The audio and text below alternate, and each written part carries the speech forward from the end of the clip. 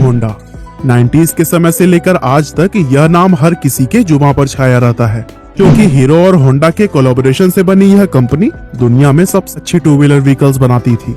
लेकिन company profitable होने के बाद भी अलग क्यों हुई और कैसे होंडा ने भारत की कंपनी हीरो के पीठ पूरा घोंपा, आज के इस वीडियो में हम सब कुछ जानने वाले हैं। असल में हीरो एक साइकिल बनाने वाली कंपनी थी, जिसकी नींव बृजमोहन लाल मुंज ने 1956 में रखी थी और 1975 तक आते आते ये भारत की सबसे बड़ी साइकिल बनाने वाली कंपनी बन गई। इसके बाद उन्होंने अपनी साइकिल्स को बड़े लेवल पर विदेशों में भी बेचना शुरू कर दिया और इस साल 1986 आने तक ये कंपनी सिर्फ इंडिया ही नहीं बल्कि पूरी दुनिया की सबसे बड़ी साइकिल बनाने वाली कंपनीज में शुमार की जाने लगी। लेकिन उसी दौरान उन्होंने देखा कि फॉरेन मार्केट में मोटरसाइकिल बिजनेस भी काफी तेजी स्प्रिंट कर रहा है, लेकिन इंडिया में तो लोगों के पास सिर्फ स्कूटर और मोपेड का ही ऑप्शन है। इसीलिए वे इसको फिल करने के लिए इंडियन मार्केट में मोटरसाइकिल उतारना चाहते थे। लेकिन उस वक्त हीरो के साथ प्रॉब्लम यह थी कि उनके पास इंजन बनाने की टेक्नोलॉजी ही नहीं थी, की वजह से मोटरसाइकिल बनाना उनके लिए तो मुमकिन ही नहीं था। इसलिए अपने इस प्लान को एक्शन में लाने के लिए उन्होंने किसी विदेशी कंपनी के साथ में कोलैबोरेशन करने के बारे में सोचा।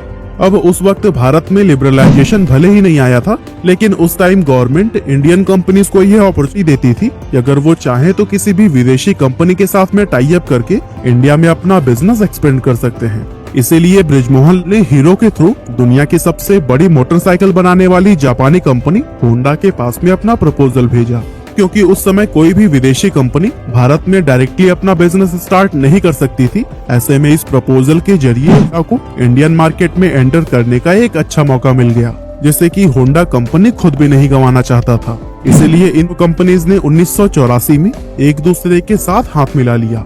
हीरो और होंडा के बीच उस टाइम ये एग्रीमेंट हुआ कि हीरो बाइक्स के लिए बॉडी बनाएगा और होंडा उसके लिए इंजन सप्लाई करेगा। इसके अलावा उन्होंने एक एनओसी भी साइन की, जिसके अकॉर्डिंग दोनों कंपनीज फ्यूचर में कभी भी एक दूसरे के मुकाबले में अपना कोई प्रोडक्ट लॉन्च नहीं करेंगे। और दोनों ही कंपनीज इन कंडीशंस से सेटिस्फाइड थी, जिसके बाद से ये डील फाइनल हो गई और यहीं से हीरो होंडा की शुरुआत हुई।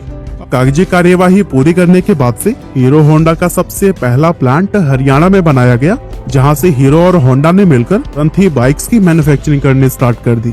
1985 में जब उन्होंने अपनी पहली बाइक CD100 लॉन्च की तो फिर यह बहुत से पॉपुलर हुई, क्योंकि इंडियन मार्केट में एक तो बाइक का कॉन्सेप्ट ही नया था और दूसरा इस बाइक का माइलेज बहुत ही कमाल का था।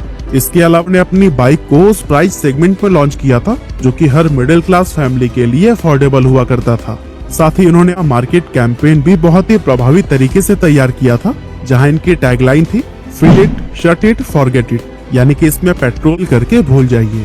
इस टैगलाइन का भी लोगों पर काफी ज्यादा असर हुआ और लोग इस बाइक के दीवाने हो गए थे, क्योंकि उन्हें स्कूटर वाला माइलेज अब बाइक में मिल रहा था। लेकिन उसी दौरान जापानी करेंसी में उछाल आ गया, जिसकी वजह से जितने भी स्पेयर पार्ट्स जापान से आते थे वो काफी ज्यादा महंगे होने लगे और हीरो होंडा को अपनी बाइक्स अफोर्डेबल बनाने में काफी दिक्कतें आने लगी। असल यहाँ प्रॉब्लम यह भी थी कि उस वक्त हीरो होंडा के कई सारे कॉम्पिटिटर्स इंडियन मार्केट में आ चुके थे, जैसे सुजुकी, यामाहा, बजाज और टीवीएस।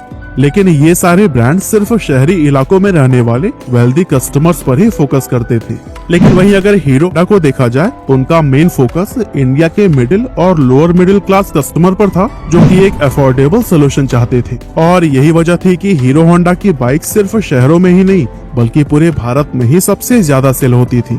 और यही सब हुए कंपनी अपनी बाइक्स का प्राइस नहीं बढ़ाना चाहती थी, यहाँ तक कि इसी की वजह से कंपनी को काफी लंबे अरसे तक लॉस का भी सामना करना पड़ा। लेकिन 1990 में जब डॉलर का एक्सचेंज प्राइस रेगुलेट हुआ तो फिर हालात थोड़े सुधरने शुरू हो गए और देखते ही देखते कुछ ही समय में हीरो का एक बार फिर से अपनी बाइक्स पर प्रॉफिट कमाने लगा और अगले कुछ ही सालों में कंपनी का प्रॉफिट $10 मिलियन को भी क्रॉस कर गया, जो कि उस समय में एक बहुत बड़ा नंबर था।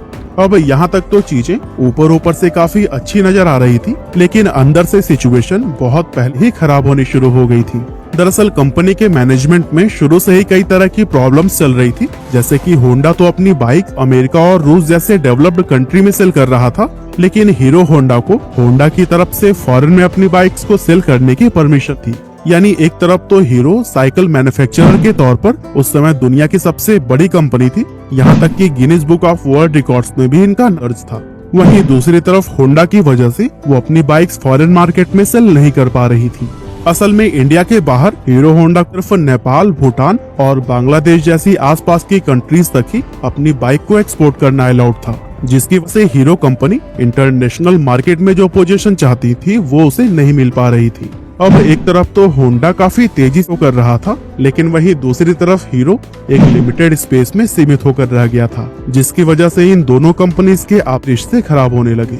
इसके अलावा कॉन्ट्रैक्ट के अकॉर्डिंग हीरो बाइक्स की बॉडी बनाती थी और होंडा इंजन।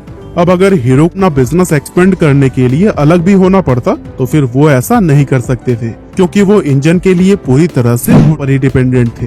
हालांकि अब हीरो को ये समझ आ चुका था कि अगर उसे होंडा से अलग होना है तो फिर खुद इंजन मैन्युफैक्चर करना पड़ेगा। इसीलिए उसे हीरो होंडा से अपने हिस्से का जितना भी प्रॉफिट मिलता था वो उसके एक बड़े हिस्से को इंजन बनाने में खटने लगा, जिसकी वजह से होंडा और हीरो के बीच में दरार और भी ज्यादा बड़ी हो गई। अब जैसा कि इन्होंने कोलैबोरेशन के टाइम साइन किया था कि ये एक दूसरे के मुकाबले में कभी भी बाइक्स नहीं लॉन्च करेंगे, लेकिन होंडा ने इसके खिलाफ जाकर साल 1999 में इंडिया के अंदर अपनी एक separate company Honda motorcycle and scooter India start कर दी और फिर उसी प्राइस सेगमेंट में ही बाइक्स लॉन्च करना शुरू कर दिया, जिसमें पहले से ही हीरो होंडा की बाइक्स मौजूद थी।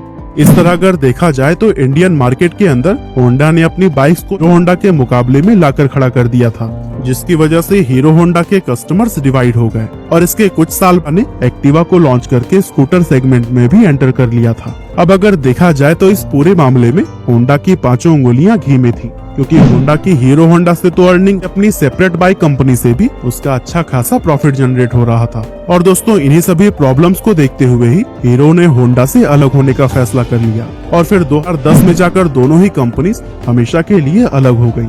हीरो होंडा में इन दोनों कंपनियों के 26% शेयर थे, जिसके चलते होंडा मोटर्स ने अपने हिस्से के सारे 26% शेयर हीरो कंपनी को ही बेचने का फैसला किया।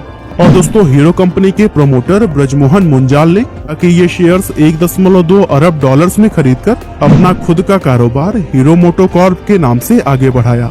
अब जब ये दोनों कंपनी अलग हुई थी तब ज्यादातर लोगों ने ये कहा था कि होंडा के बिना हीरो मार्केट में कभी भी सरवाइव नहीं कर पाएगी, लेकिन अगर आज की बात करें तो इस समय हीरो मोटोकॉर्प दुनिया की सबसे बड़ी मोटरसाइकिल बनाने वाली कंपनियों में शुमार किया जाता है। बाकी आज की हमारी इस वीडियो में बस इतना ही था।